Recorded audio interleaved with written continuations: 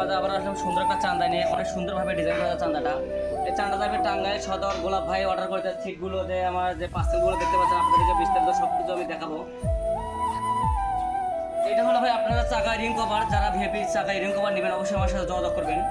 যে আপনারা যে সাইড কভারগুলো আমার কাছে আছে, এই ধরনের সাইড কভার যারা নেবেন অবশ্যই আমার সাথে যোগাযোগ করবেন। যে গালাসের আগে টুলবক্স থাকে, এটা হলো আপনার ভাই আমার হানি ভিআইপি ভলভো। যে ভাই আমার হানি ভিআইপি ভলভো নিয়ে অবশ্যই যোগাযোগ করবেন আমার সাথে।